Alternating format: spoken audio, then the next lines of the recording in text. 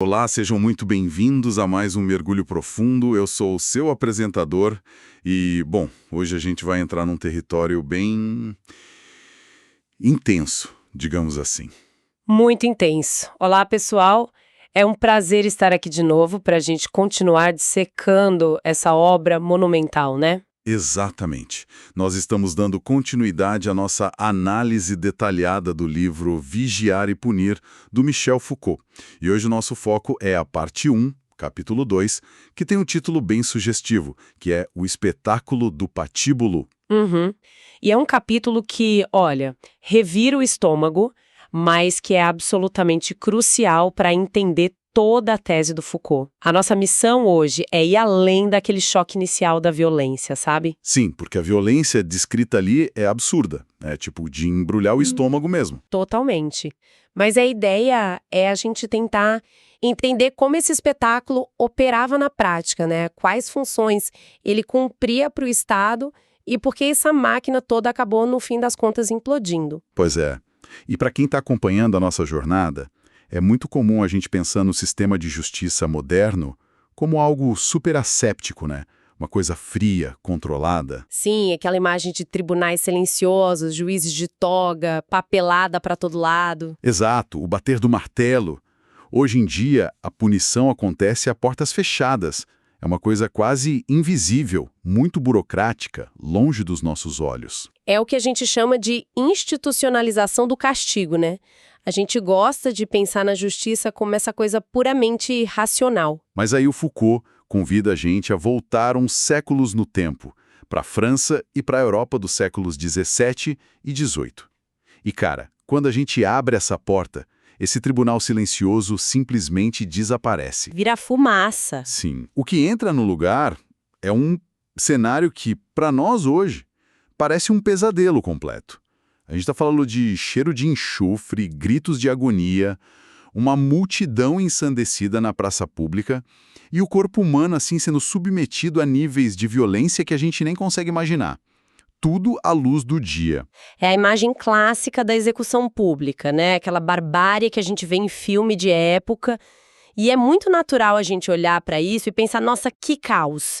Que explosão de raiva irracional desses governantes primitivos e cruéis. Só que o grande ponto de virada desse capítulo, e é aí que a cabeça da gente explode, é descobrir que não tinha caos nenhum ali. Nenhum. Zero caos. A tortura pública na era clássica não era um ato de sadismo descontrolado. O Foucault mostra, por A mais B, através de documentos da época, que isso era uma máquina política e jurídica de uma precisão, assim, assustadora. E é aí que entra um conceito-chave, que é o termo suplício. O suplício não é só uma palavra bonita para tortura, sabe? Uhum. Tinha toda uma ciência por trás, né? Sim, era uma técnica meticulosa. Para uma punição ser considerada um suplício, ela tinha que obedecer a umas regras muito rígidas. Primeiro, a dor tinha que ser mensurável. Não era bater até cansar. A dor era exata, calculada e hierarquizada. O texto fala de uma gradação geométrica do sofrimento, né? Isso, a morte não era só o fim da vida, era o ponto final de um roteiro de dor muito específico. E segundo, essa dor tinha que marcar a vítima fisicamente, simbolicamente, deixar uma cicatriz, a marca da ínfama. E o terceiro ponto era o espetáculo em si. Exato. Tinha que ser excessivo, visual, barulhento. A justiça precisava se manifestar de um jeito escandaloso no mundo físico. Tem uma parte que me deixou chocado, que é a citação da Ordenança de 1670. A frieza burocrática dos caras é um negócio de louco.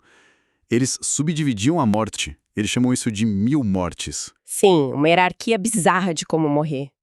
Algumas pessoas eram condenadas a serem simplesmente enforcadas. Outras precisavam ter as mãos decepadas primeiro. Para crimes piores, o cara era quebrado vivo numa roda e ficava lá agonizando. Ou queimado vivo, ou estrangulado e depois queimado. E não era o carrasco que escolhia isso na hora, tá? O tribunal prescrevia, o carrasco só executava a receita. Se o juiz dissesse que o golpe de misericórdia era depois de 2 horas na roda, o cara ficava 2 horas lá. Cara, é como se o sistema penal funcionasse igual uma planilha de dosagem médica. O juiz olhava o crime e prescrevia matematicamente a dose de dor, dependendo do status da vítima, da gravidade do crime. Exatamente. Era um código legal da dor. A gente acha que a tortura era falta de controle, mas era o extremo oposto. Era o sistema operando com perfeição cirúrgica sobre o corpo daquela pessoa. Mas aí entra um paradoxo que me deixou muito intrigado. Porque, ok, a execução era esse espetáculo gigantesco, público, barulhento. Mas o processo que levava até esse momento? Era o exato oposto. Sim, um sigilo quase paranoico. A investigação na França daquela época era feita totalmente no escuro. E é muito doido tentar encaixar isso na nossa lógica de hoje, né? Porque hoje a gente tem o direito de defesa, o contraditório. Lá o suspeito não fazia a menor ideia de quais eram as acusações, ele não via as provas, ele não sabia quem tinha denunciado ele. Nem advogado o cara tinha, né? Imagina! Zero advogado. O juiz trabalhava ali, trancado na sala dele, construindo a verdade com base em papéis que o acusado nunca ia ver. O Foucault chama isso de onipotência solitária do magistrado. E por que tanto segredo? Eles tinham medo do quê? Eles acreditavam que estabelecer a verdade era um direito divino, absoluto e exclusivo do rei. E dos juízes dele, claro. Se o povo ou até o acusado tivessem acesso ao processo, na visão deles, ia virar bagunça. O poder de investigar não era da sociedade, era da coroa. Entendi. O que me leva a um dos conceitos mais bizarros, eu diria, desse capítulo, que é a tal da prova semiplena. A matemática das provas. Isso é fascinante. Fascinante, maluco, né? Porque, assim, na nossa cabeça hoje, se a polícia acha uma arma na casa de um suspeito, mas não prova que ele atirou, ele continua inocente até que se prove o contrário, certo? É inocente ou culpado.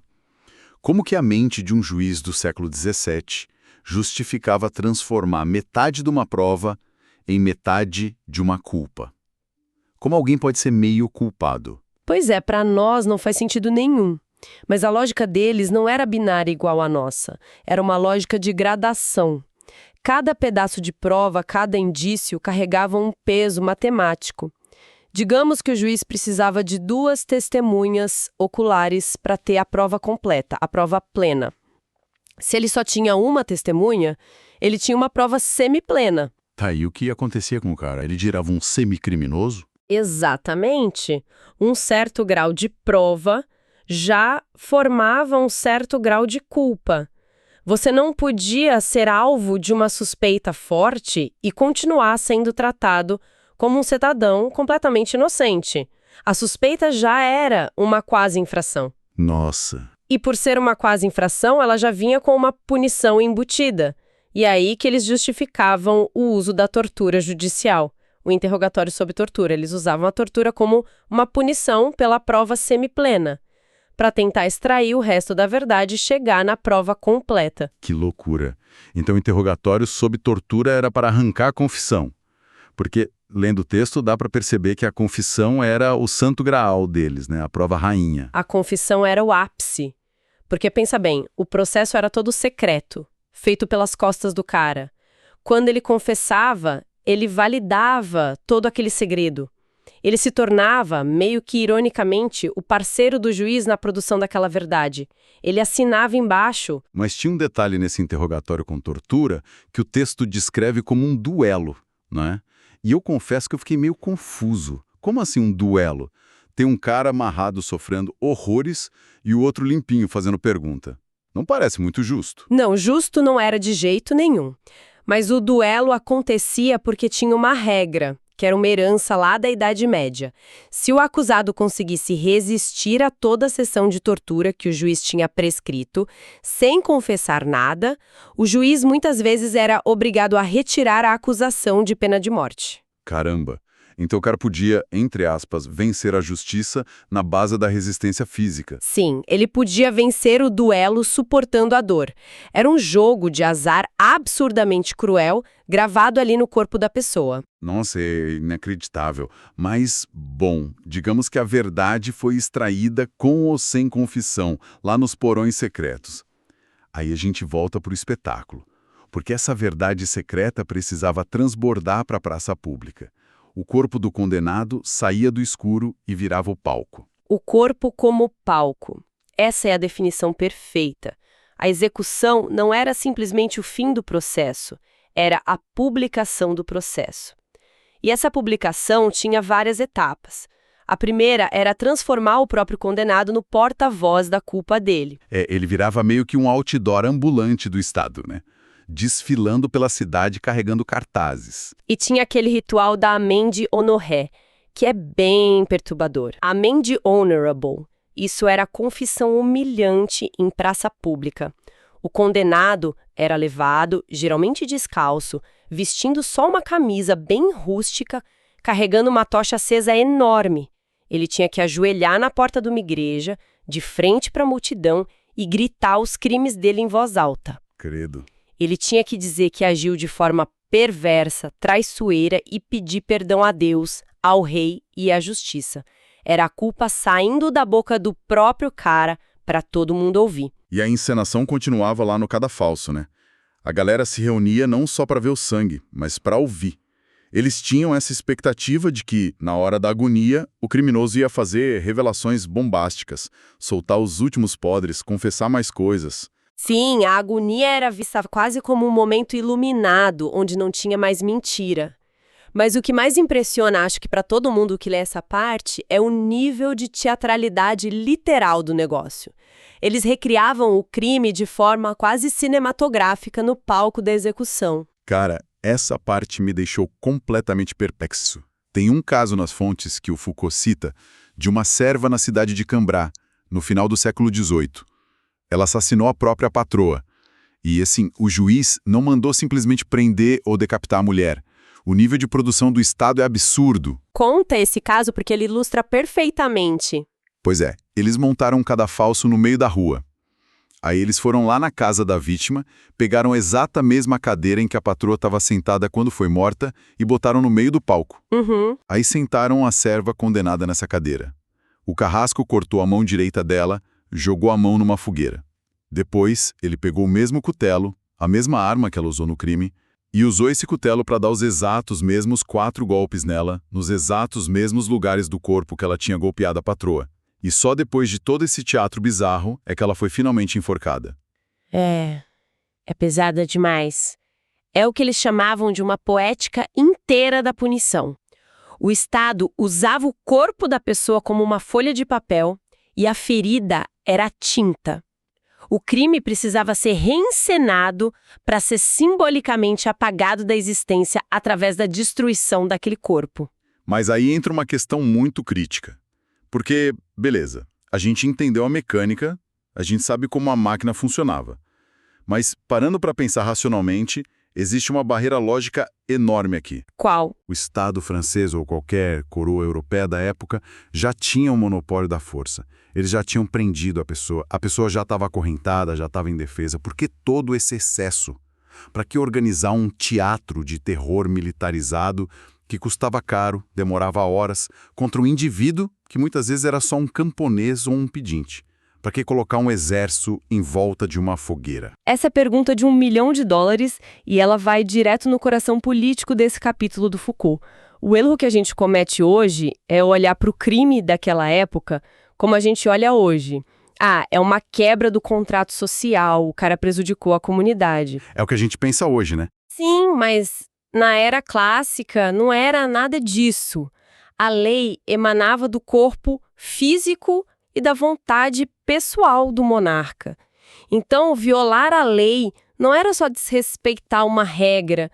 Violar a lei era atacar o rei, pessoalmente. Qualquer crime, por menor que fosse, era como se fosse uma pequena declaração de guerra civil contra a coroa. Então quer dizer, quando o carrasco levanta a espada lá no palco, ele não está representando aquela estátua da justiça com a venda nos olhos, tentando equilibrar a balança de forma neutra. De jeito nenhum. Esquece a justiça cega. A execução pública não buscava restaurar equilíbrio nenhum. Ela buscava demonstrar uma assimetria, uma força bruta e irreversível. Era a manifestação física da vingança pessoal do soberano. A vingança do rei. Exato. O rei usava o corpo daquele coitado para mandar uma mensagem clara. O meu poder é absoluto, infinito e invencível. E é por isso que tinha todo aquele aparato militar no patíbulo. Tinha cavalaria, guardas armados, tambores tocando. Não era para evitar que o condenado fugisse. Não tinha como fugir. Não, aquilo era uma demonstração simbólica da justiça armada do Estado esmagando um inimigo político. O poder do rei precisava ser recarregado na frente de todo mundo, entende? Caramba, isso faz muito sentido e explica aquele tratamento assustador que eles davam para os regicidas, que eram as pessoas que tentavam matar o rei ou figuras ligadas a ele, né? O texto menciona casos tipo o assassino de Guilherme de Orange, que foi torturado por 18 dias seguidos. 18 dias? É inimaginável. Jogavam água fervendo, aplicavam tenazes em brasa nas feridas do cara. E a crueldade era esticada ao infinito porque o crime dele era visto como um sacrilégio cósmico contra a maior autoridade possível. O suplício não era sobre justiça. Era uma política de terror estatal. Perfeito. A função macropolítica desse espetáculo todo era aterrorizar quem estava assistindo, reativar o medo e o respeito pela soberania. Mas, e aqui entra talvez a parte mais fascinante dessa engrenagem toda, o Estado cometeu um erro de cálculo colossal. Um tiro no pé fenomenal. Porque o espetáculo, por definição, precisa de plateia, certo? O rei precisava que o povo estivesse lá, espremido na praça, testemunhando o terror, para validar o poder dele e voltar para casa morrendo de medo. Mas convocar uma multidão faminta para assistir um show de violência... Bom, multidões são muito imprevisíveis. São extremamente imprevisíveis. O povo era chamado para ser o garantidor passivo desse terror, mas essa presença virou uma faca de dois gumes. E, no fim das contas, foi o defeito fatal de toda essa máquina. A multidão não se contentava em só ficar ali olhando e aplaudindo. Eles queriam participar do teatro, né? Exatamente. Eles sentiam que tinham o direito de julgar se aquela punição era justa ou não. Se eles achassem que o cara merecia, beleza, eles xingavam o condenado junto com o carrasco. Mas, se eles achassem a condenação injusta, o negócio mudava de figura. Eles frequentemente tomavam o partido do condenado. O que faz todo sentido do ponto de vista social e psicológico. Porque na maioria das vezes, quem estava lá no cadafalso sendo trucidado era gente do próprio povo. Era o cara que roubou comida para sobreviver, ou participou de um motim contra um imposto absurdo, ou um contrabandista. Sim, pequenos delitos. Aí o camponês está lá na praça vendo um igual a ele ser destroçado por uma máquina militar caríssima do Estado. Ele não sente só medo, ele sente empatia. Ele sente revolta contra aquela desigualdade escancarada, porque os nobres ricos quase nunca passavam por aquilo. E essa solidariedade entre quem assistia e quem morria transformou essas praças em barris de pólvora. Eram focos constantes de rebelião. A galera saía do trabalho, saía dos bares com os ânimos exaltados. E quando eles viam algum exagero, os motins explodiam na hora. A população atacava a guarda, vaiava o juiz e partia para cima do carrasco. E tem aquele relato de Avignon que é muito, muito emblemático disso. No final do século XVII, o Estado armou um enforcamento lá. Só que o carrasco era meio incompetente, para dizer o mínimo. Muito incompetente. Ele não amarrou a corda direito. O cara caiu do cadafalso, não morreu, ficou pendurado agonizando no chão. Aí o carrasco bateu pânico nele, ele precisava cumprir a sentença de qualquer jeito. O que ele fez?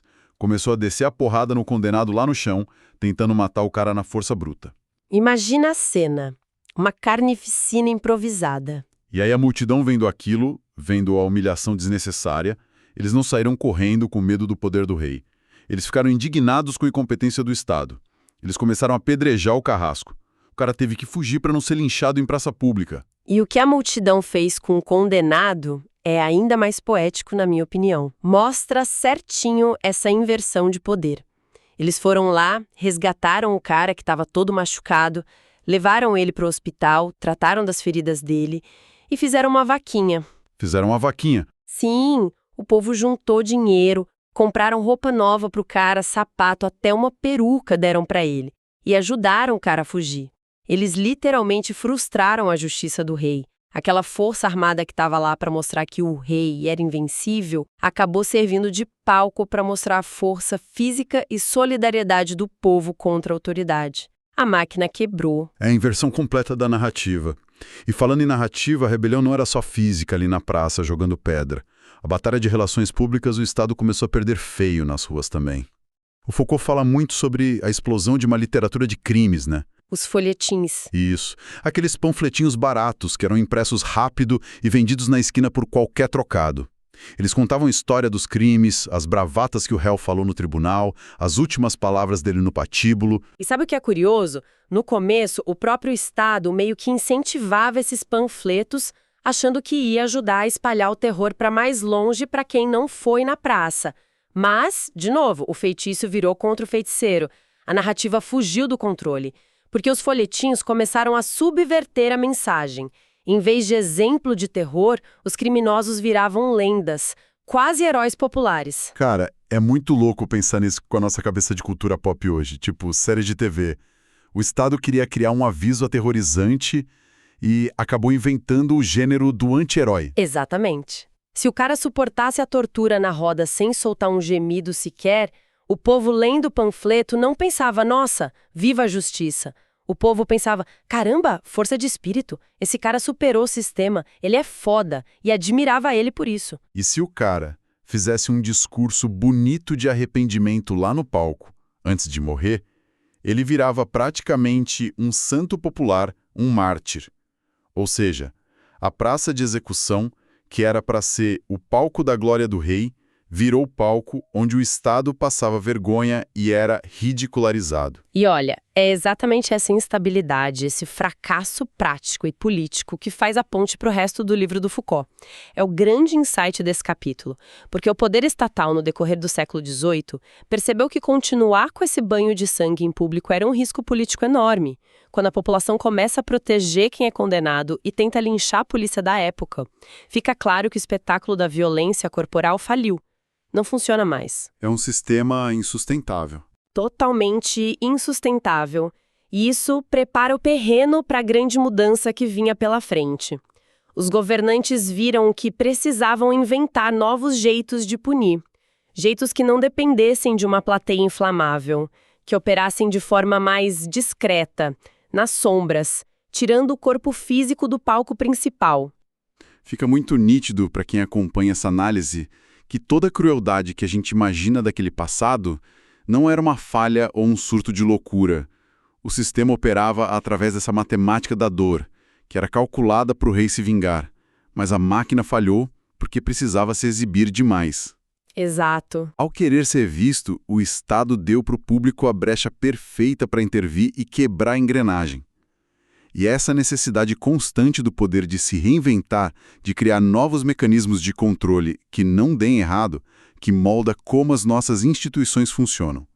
A gente saiu do sangue na pedra da praça pública para essa disciplina mais fria, discreta e estrutural do mundo que a gente vive. É uma transição brutal e que muda a história da justiça para sempre. É uma mudança que deixa muita coisa para a gente pensar. E, bom, a gente já está caminhando para o final desse mergulho profundo nos porões da história. Passou rápido, né? É um tema denso. Muito denso. Mas antes da gente encerrar de vez, eu queria deixar uma provocação para quem está acompanhando a gente. Uma reflexão sobre o nosso mundo agora, no presente. Porque, assim, é fato que o patíbulo de madeira foi desmontado, né? A roda de tortura está no museu e a gente não vê carrasco encapuzado nas praças hoje em dia. Graças a Deus, né? Pois é. Mas quando a gente para observar a dinâmica da internet hoje, a forma impiedosa como erros, os famosos cancelamentos e punições sociais são expostos na rede, como tudo é dissecado em detalhes, printado, julgado e avidamente consumido por multidões nessas gigantescas praças públicas virtuais que são as redes sociais. Olha, é de arrepiar a comparação. É de se pensar, né? Será que esse nosso apetite humano pelo espetáculo brutal da punição realmente desapareceu?